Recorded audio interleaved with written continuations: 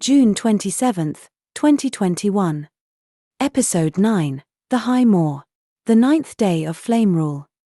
Weather forecast, bad thunderstorm.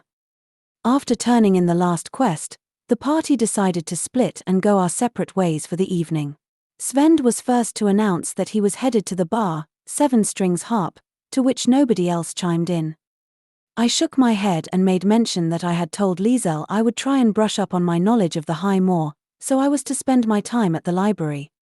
Kyokyojo, however, was less concerned about Liesel and more worried about making this adventure count towards the 5 quests we needed for our licenses. He was adamant about us not wasting our time on something that would not benefit us in the long run. I let him know that I had faith in him to figure out that issue for us. I wasn't about to let this woman travel into the High Moor alone, whether it counted for me or not. Kairax was already wandering away from us during this conversation. She had her sights set on all of the surrounding gardens in town. I noticed her adjusting some of the stones that surrounded different flower beds, almost as though she was working on the infrastructure of them, as a way to make sure the plants were not getting overwatered during the heavy rain. Thane was silent about where he was headed, but I saw him make his way towards the toy store. Later, I heard that the great Sabatini had been performing a show for the kids. Beneath the cutthroat decisions Thane makes, hides a much gentler soul than one would believe after seeing him in the throes of combat. And lastly, Moose had mentioned that she was going to head home for a while. She wished to check in with her father, and make some adjustments to her canon. When Moose and I saw each other later, she spoke of how both her and her parents had actually gotten distracted by working on Kelmorn's wheelchair, the new family project, as they called it. The library hadn't been of much use this time around. Most information I could find on the High Moor was very conflicting.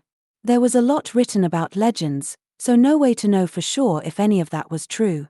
And widely varying monsters with little to no reputable publications. I was getting pretty frustrated, hitting one dead end after another, when Moose showed up. She told me her parents insisted that I join them for dinner that evening.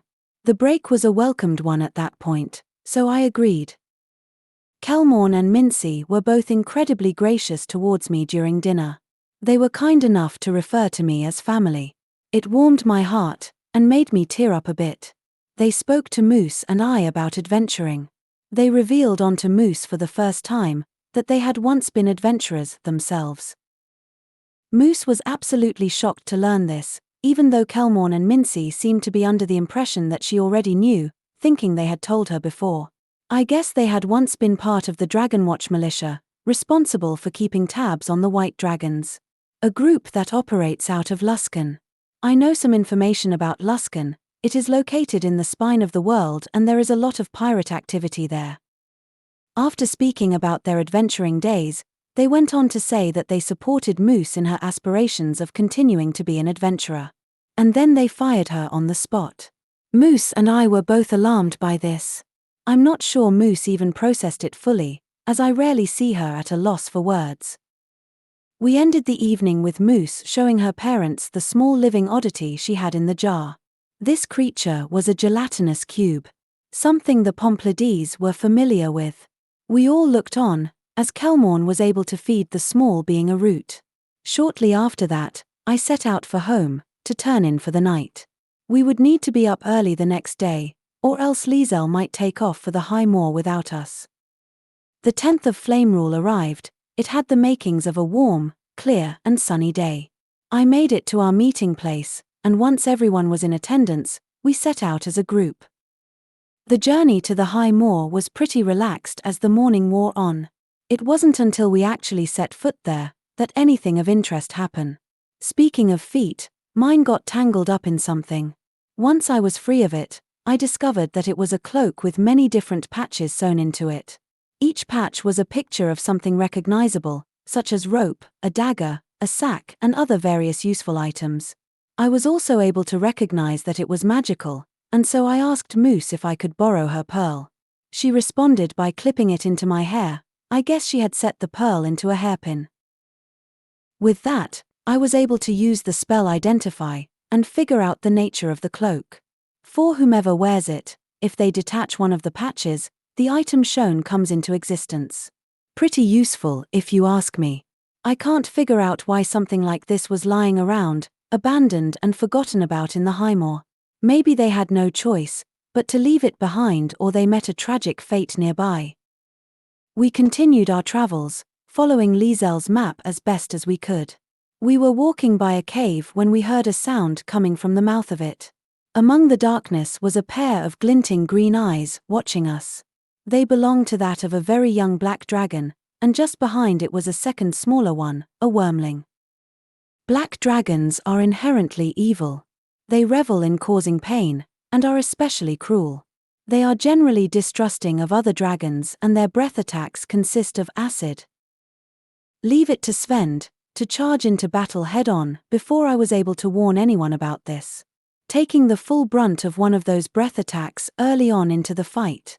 The shock that showed over his features while taking that blow was reminiscent to how I felt when taking the hit from the venom troll. Kairax stepped up and joined the front lines to help Svend with combat and healing. Kyokyojo was able to use a pretty devastating catapult attack against both dragons, assaulting them with large rocks. Thane, who had remained back for a while, decided to get in close and use burning hands to get a good fire attack on the larger of the two dragons, before ducking out of its path once more. The fight was dragging on, so in the hopes of dealing a harder strike against these dangerous foes, I enlarged Kairax. It was while she was in this form that she managed to hit the larger dragon with the divine and wrathful might of her sword. Upon receiving the killing blow on the remaining dragon, Svend turned to Moose and made a point of showing his gratitude for her hand in improving his sword. It was unusual to see him try so hard with words, and I'm not sure Moose recognized the impact this had on him, but it was a nice moment nonetheless. As some of the group began to work on removing scales from the deceased dragons, Liesel finally came out from hiding with pure horror on her face. She couldn't wrap her head around the fact that we had come across real dragons while in the High Moor. I explained to her, that was what I had been so concerned about from the beginning of this quest. The High Moor has an unpredictable amount of dangers hiding within its rolling landscape. As Kyokyojo made his way into the dragon's small cave, Thane turned to me and asked if we would need to hightail it out of the area quickly. I suppose he was worried that the parents of these baby dragons might return, but I told him it wasn't likely. Black dragons aren't known to be the most nurturing to their young. And since there was no sign of them in the immediate area, we were more than likely safe to look around. After some scales were gathered, and various loot was found, we set out once again. While on our path we came across something shimmering like glass on the ground. We would come to realize, thanks to Kairax, that this was the trail of a flail snail. I know flail snails to be pretty magic resistant due to their shell's protection. It just means they can be difficult to hit with spells. They're often hunted, because that same shell can be used to make impressive shields, among other such items.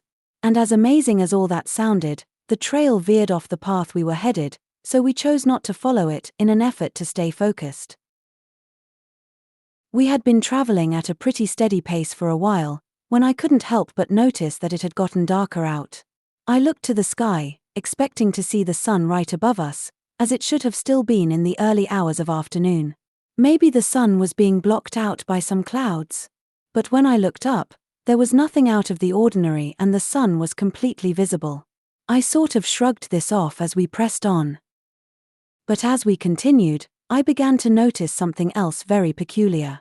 Even though we had been traveling on a straight path, we were somehow passing by the same landmarks. I looked around at my party members, to see if anyone else had caught on to this as well, just to see if maybe I was overthinking it. Most all of them appeared unsuspecting and normal, except for one other in the group, Kyokyojo. He had a puzzled look on his face, and was looking around with narrowed eyes just as I had been. With that, I stopped walking and asked him if he had noticed it too. That we somehow had been walking in circles, but just as I had addressed what was happening to us, we all heard Svend collapse. Kairax, who had been standing near him, leaned down and informed us that he was only sleeping.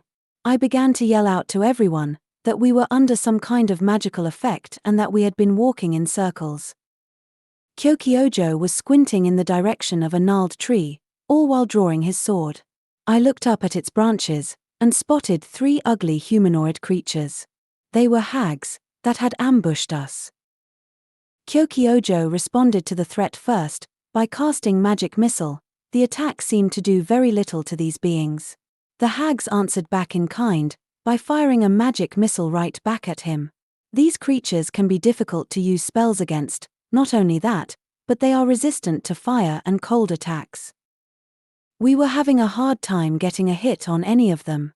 But then Kairax stepped up. She seemed to be presenting her shell-like necklace to the creatures, while uttering words I couldn't understand. The creatures reacted as though hearing her speak in that language pained them, and they were soon fleeing away from us. I looked around and noticed the area seemed brighter again, and I exhaled in relief. They had truly left us, thanks to Kairax, taking their strange spell with them. After walking a ways more, we came across 3 headless corpses. Talk about harrowing. They looked to be dwarfs, fitted with mining gear. They had some backpacks full of heavy gemstones and ores. We couldn't figure out much about what had happened to them, or why they had been left behind. With no leads and no idea what to make of the bodies, we chose to leave their care up to Kairax so they could be laid to rest properly, and with more respect. Once that task was done, we continued on our trek until we could smell signs of a campfire nearby. It wasn't much longer before we were seeing a visage of smoke billowing out from behind some boulders. Apprehensive at first, we realized upon closer look that these campers were turtles. Turtles aren't known for being a hostile race, but in an effort not to scare them, we decided only one of us should approach them first. I wanted to speak to them, but I drew the short straw and Kairax ended up being the one to go say hello first. She exchanged words with them, before asking the rest of us to join her in greeting.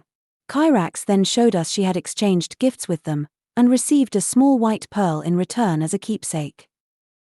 The turtles were very friendly, willing to share food, but we told them that wasn't necessary. I did however show them the map we had been following and asked if they knew of the place we were looking for. They made mention of some ruins that were not too much further ahead, that looked to be the place we had been searching for. We thanked them for their kindness, and continued to make our way in the direction they had indicated, with newfound energy. Finally, after a little more traveling time, we started to come across some ruins that looked recognizable, as in some of the landmarks matched the map. We began to search the area for anything that looked out of place. What stuck out was a very large boulder. It seemed to have been placed intentionally and it was clearly blocking something, an entrance of sorts. Svend immediately tried to lift the enormous rock up, to no avail. We all watched him struggle in vain for a moment, before I decided to shrink the rock. Once it was smaller, Svend was able to lift it, and move it out of the way with ease.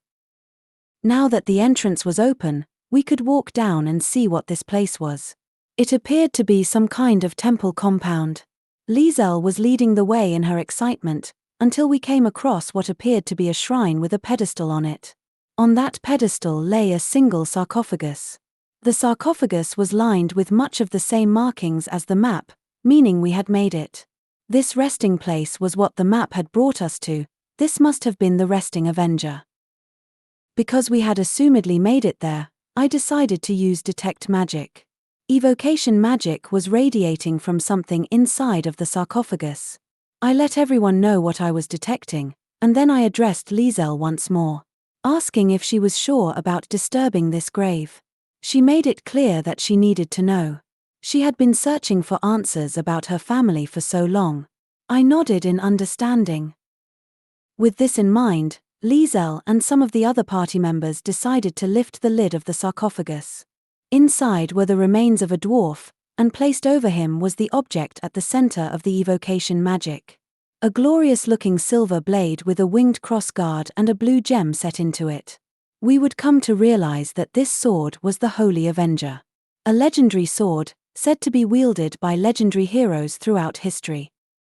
Upon discovering this, I looked to Liesel with amazement and let her know that her grandfather was clearly a hero and a great man. She was moved to tears at our findings, and decided she would take the sword back to Secomber with us. Her new plan was to get the Holy Avenger to the Temple of Helm in Waterdeep. Liesel insisted we go with her on this quest too, but we kindly declined. We still were not full-fledged adventurers yet. And now that we were going to be heading back to Secomber, I planned on using the remaining 10 days I had left before the Mage Guild trial to prepare for it. The journey home was a lot smoother, as we somehow managed to avoid battle and return home before nightfall. Once we had made it back, we completed our dealings with Ermir Wit. Kyokyojo had managed to find a way to secure us credit for Liesel's second quest amazingly. So, once we had done that, we chose to all go our separate ways for the evening. Everyone in the party had been surprisingly understanding enough to allow me time to focus on the upcoming trial, rather than pushing us to complete more quests for the next 10 days. I think we were all ready for a short break from all of the life-threatening dangers for a bit. In hindsight, this time was really just the calm before the horribly deadly storm that was soon to befall us. It happened. The 20th of Flame Rule had come at long last. There I stood before the leader of the Mage's Guild, Archmage Sheng Featherbinder, with 2 others on either side of me.